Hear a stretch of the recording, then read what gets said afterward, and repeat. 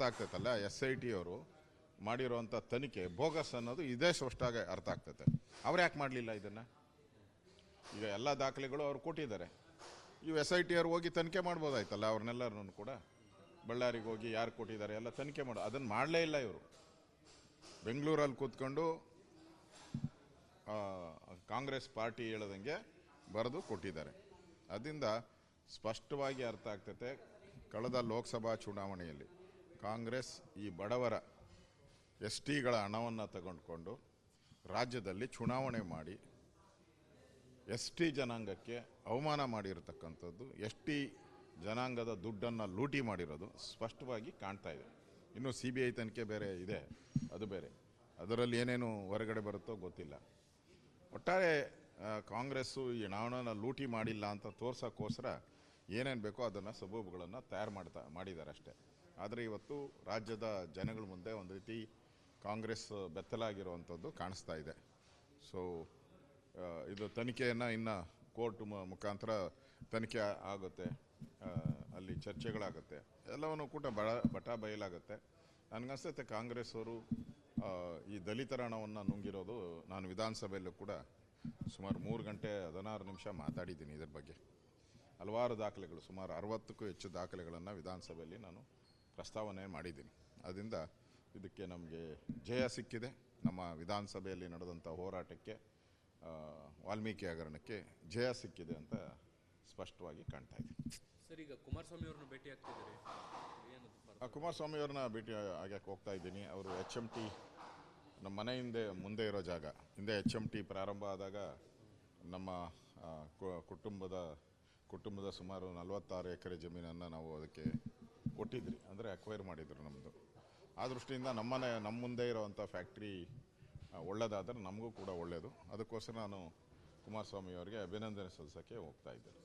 Sir, ನಿನ್ನೆ ನಡೆದಂಥ ಸಭೆಯಲ್ಲಿ ಈ ಕಾಂಗ್ರೆಸ್ನ ಹಗರಣಗಳಿಂದ ಇದ್ರ ಬಗ್ಗೆ ಏನಾದ್ರು ಚರ್ಚೆ ಆಗಿದೆಯಾ ಸರ್?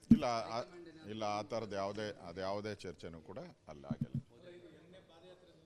ಯಾವುದೇ ಚರ್ಚೆ ಆಗಿಲ್ಲ. ಅರ್ಥ ಆಗ್ತೈತಲ್ಲ, SIT ಅವರು ಮಾಡಿರೋವಂಥ ತನಿಖೆ ಬೋಗಸ್ ಅನ್ನೋದು ಇದೇ ಸ್ಪಷ್ಟಾಗಿ ಅರ್ಥ ಆಗ್ತೈತೆ. ಅವ್ರು ಯಾಕೆ ಮಾಡಲಿಲ್ಲ ಇದನ್ನು? ಈಗ ಎಲ್ಲ ದಾಖಲೆಗಳು ಅವ್ರು ಕೊಟ್ಟಿದ್ದಾರೆ. ಇವು SIT ಅವ್ರು ಹೋಗಿ ತನಿಖೆ ಮಾಡ್ಬೋದಾಯ್ತಲ್ಲ ಅವ್ರನ್ನೆಲ್ಲರನ್ನು ಕೂಡ. ಬಳ್ಳಾರಿಗೆ ಹೋಗಿ ಯಾರು ಕೊಟ್ಟಿದ್ದಾರೆ ಎಲ್ಲ ತನಿಖೆ ಮಾಡೋ, ಅದನ್ನು ಮಾಡಲೇ ಇಲ್ಲ ಇವರು. ಬೆಂಗಳೂರಲ್ಲಿ ಕೂತ್ಕೊಂಡು ಕಾಂಗ್ರೆಸ್ ಪಾರ್ಟಿ ಹೇಳದಂಗೆ ಬರೆದು ಕೊಟ್ಟಿದ್ದಾರೆ.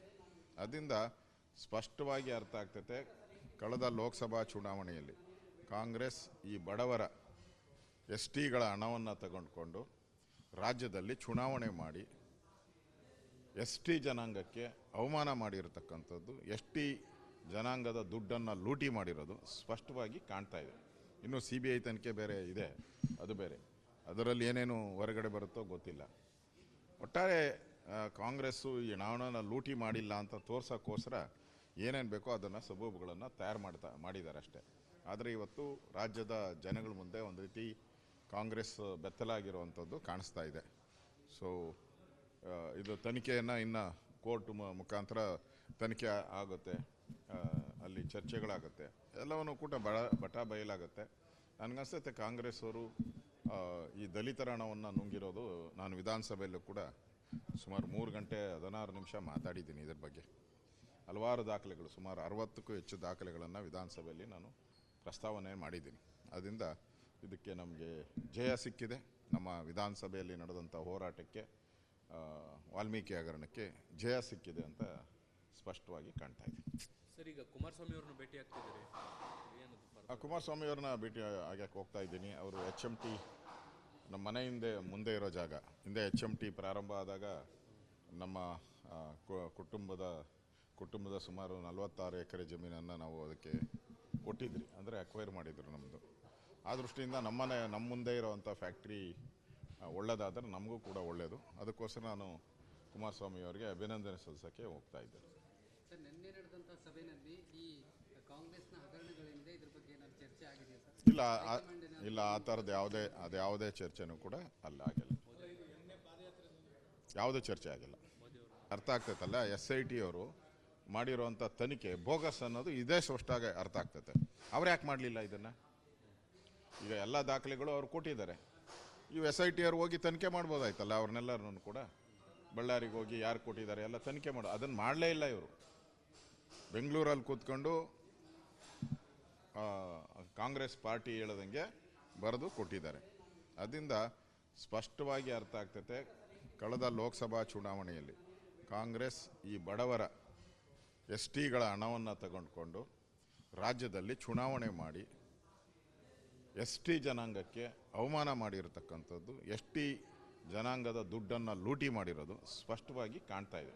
ಇನ್ನು CBI ತನಿಖೆ ಬೇರೆ ಇದೆ, ಅದು ಬೇರೆ, ಅದರಲ್ಲಿ ಏನೇನು ಹೊರಗಡೆ ಬರುತ್ತೋ ಗೊತ್ತಿಲ್ಲ. ಒಟ್ಟಾರೆ ಕಾಂಗ್ರೆಸ್ಸು ಈ ಹಣವನ್ನು ಲೂಟಿ ಮಾಡಿಲ್ಲ ಅಂತ ತೋರ್ಸೋಕ್ಕೋಸ್ಕರ ಏನೇನು ಬೇಕೋ ಅದನ್ನು ಸಬೂಬುಗಳನ್ನು ತಯಾರು ಮಾಡಿದ್ದಾರೆ ಅಷ್ಟೇ. ಆದರೆ ಇವತ್ತು ರಾಜ್ಯದ ಜನಗಳ ಮುಂದೆ ಒಂದು ರೀತಿ ಕಾಂಗ್ರೆಸ್ ಬೆತ್ತಲಾಗಿರುವಂಥದ್ದು ಕಾಣಿಸ್ತಾ ಇದೆ. ಸೊ ಇದು ತನಿಖೆಯನ್ನು ಇನ್ನು ಕೋರ್ಟ್ ಮುಖಾಂತರ ತನಿಖೆ ಆಗುತ್ತೆ, ಅಲ್ಲಿ ಚರ್ಚೆಗಳಾಗುತ್ತೆ, ಎಲ್ಲವನ್ನೂ ಕೂಡ ಬಟ ಬಯಲಾಗುತ್ತೆ. ನನಗನ್ಸುತ್ತೆ ಕಾಂಗ್ರೆಸ್ ಅವರು ಈ ದಲಿತರ ಹಣವನ್ನು ನುಂಗಿರೋದು, ನಾನು ವಿಧಾನಸಭೆಯಲ್ಲೂ ಕೂಡ ಸುಮಾರು 3 ಗಂಟೆ 16 ನಿಮಿಷ ಮಾತಾಡಿದ್ದೀನಿ ಇದರ ಬಗ್ಗೆ. ಹಲವಾರು ದಾಖಲೆಗಳು, ಸುಮಾರು 60ಕ್ಕೂ ಹೆಚ್ಚು ದಾಖಲೆಗಳನ್ನು ವಿಧಾನಸಭೆಯಲ್ಲಿ ನಾನು ಪ್ರಸ್ತಾವನೆ ಮಾಡಿದ್ದೀನಿ. ಅದರಿಂದ ಇದಕ್ಕೆ ನಮಗೆ ಜಯ ಸಿಕ್ಕಿದೆ. ನಮ್ಮ ವಿಧಾನಸಭೆಯಲ್ಲಿ ನಡೆದಂಥ ಹೋರಾಟಕ್ಕೆ, ವಾಲ್ಮೀಕಿ ಹಗರಣಕ್ಕೆ ಜಯ ಸಿಕ್ಕಿದೆ ಅಂತ ಸ್ಪಷ್ಟವಾಗಿ ಕಾಣ್ತಾ ಇದೆ. ಸರ್, ಈಗ ಕುಮಾರಸ್ವಾಮಿ ಅವ್ರನ್ನ ಭೇಟಿ ಆಗ್ತಿದ್ದಾರೆ, ಕುಮಾರಸ್ವಾಮಿ ಅವ್ರನ್ನ ಭೇಟಿ ಆಗಕ್ಕೆ ಹೋಗ್ತಾ ಇದ್ದೀನಿ. ಅವರು HMT ನಮ್ಮ ಮನೆ ಮುಂದೆ ಇರೋ ಜಾಗ, ಹಿಂದೆ HMT ಪ್ರಾರಂಭ ಆದಾಗ ನಮ್ಮ ಕುಟುಂಬದ ಸುಮಾರು 46 ಎಕರೆ ಜಮೀನನ್ನು ನಾವು ಅದಕ್ಕೆ ಕೊಟ್ಟಿದ್ರಿ, ಅಂದರೆ ಅಕ್ವೈರ್ ಮಾಡಿದ್ರು ನಮ್ಮದು. ಆ ದೃಷ್ಟಿಯಿಂದ ನಮ್ಮ ಮುಂದೆ ಇರೋವಂಥ ಫ್ಯಾಕ್ಟ್ರಿ ಒಳ್ಳೆಯದಾದರೆ ನಮಗೂ ಕೂಡ ಒಳ್ಳೆಯದು. ಅದಕ್ಕೋಸ್ಕರ ನಾನು ಕುಮಾರಸ್ವಾಮಿ ಅವರಿಗೆ ಅಭಿನಂದನೆ ಸಲ್ಲಿಸೋಕ್ಕೆ ಹೋಗ್ತಾ ಇದ್ದೇನೆ. ಸರ್, ನಿನ್ನೆ ನಡೆದಂಥ ಸಭೆಯಲ್ಲಿ ಈ ಕಾಂಗ್ರೆಸ್ನ ಹಗರಣಗಳೇನಿದೆ ಇದ್ರ ಬಗ್ಗೆ ಏನಾದ್ರು ಚರ್ಚೆ ಆಗಿದೆಯಾ ಸರ್? ಇಲ್ಲ, ಆ ಥರದ್ದು ಯಾವುದೇ ಚರ್ಚೆನೂ ಕೂಡ ಆಗಿಲ್ಲ, ಯಾವುದೇ ಚರ್ಚೆ ಆಗಿಲ್ಲ.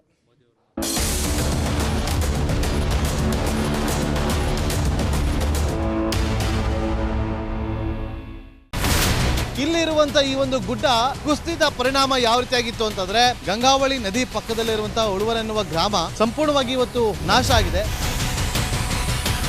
ಮನೆ ಮಠ ಏನಿಲ್ಲ, ಎಲ್ಲ ಹೋಗ್ಬಿಟ್ಟಿದೆ. ಇವತ್ತು ರಿಪಬ್ಲಿಕ್ ಕನ್ನಡ ಮಾಡಿದಂತ ಒಂದು ವರದಿಯಿಂದಾಗಿ ಎಚ್ಚೆತ್ತುಕೊಳ್ಳುವಂತ ಕೆಲಸ ಸರ್ಕಾರ ಮಾಡಿದೆ, ಸಚಿವರು ಕೂಡ ಮಾಡಿದ್ದಾರೆ. 2 ಗಂಟೆಗೆ ಸುದ್ದಿ ಮೂಡಿಸಿದ್ದು 6 ಗಂಟೆಗೆ ಎಲ್ಲ ಸಚಿವರು ಮಿನಿಸ್ಟರ್ ಎಲ್ಲ ಬಂದು ಇಲ್ಲಿ ನೋಡೋಗಿದ್ದಾರೆ. ಎಲ್ಲಾ ಜನರಿಗೂ 1,20,000 ಮತ್ತೆ ಅವರಿಗೆ ಮನೆಗೆ 5 ಲಕ್ಷ. ಈ ಸುದ್ದಿಯನ್ನ ಎಲ್ಲ ಒಂದು ಅಧಿಕಾರಿಗಳಿಗೆ ಮುಟ್ಟಿಸಿದಕ್ಕಾಗಿ ರಿಪಬ್ಲಿಕ್ ಕನ್ನಡ ಟಿವಿಗೆ ಧನ್ಯವಾದ ಹೇಳಿ ಇಷ್ಟಪಡ್ತೇವೆ. ಮನೆನೂ ಕೊಡ್ತೇವೆ, ಮಕ್ಕಳ ಶಿಕ್ಷಣಕ್ಕೆ ತೊಂದರೆ ಆಗದೆ ಇದ್ದಂಗೆ ಹೆಲ್ಪ್ ಮಾಡ್ತೇವೆ. 1,20,000 ಮನೆ ಯಾರ್ದ್ರ ಡ್ಯಾಮೇಜ್ ಆಗಿದೆ ಅದನ್ನ ಕೊಡ್ತೀವಿ ಅಂತ ಒಪ್ಕೊಂಡಿದ್ದಾರೆ. ನಮ್ಮ ಕಷ್ಟಕ್ಕೆ ನೀವು ರಿಪಬ್ಲಿಕ್ ಕನ್ನಡದವರಾದಂತ ನೀವು ನೆರವಾಗಿರ್ತೀವಿ ನಾವು ನಂಬಿದ್ದೇವೆ. ಅವರಿಗೆ ಸೂರನ್ನ ಕಲ್ಪಿಸಿಕೊಡೋವರೆಗೂ ಕೂಡ ರಿಪಬ್ಲಿಕ್ ಕನ್ನಡ ಅವರಿಗೆ ಧ್ವನಿಯಾಗಿ ನಿಲ್ಲುವಂತ ಕೆಲಸವನ್ನ ಮಾಡುತ್ತೆ.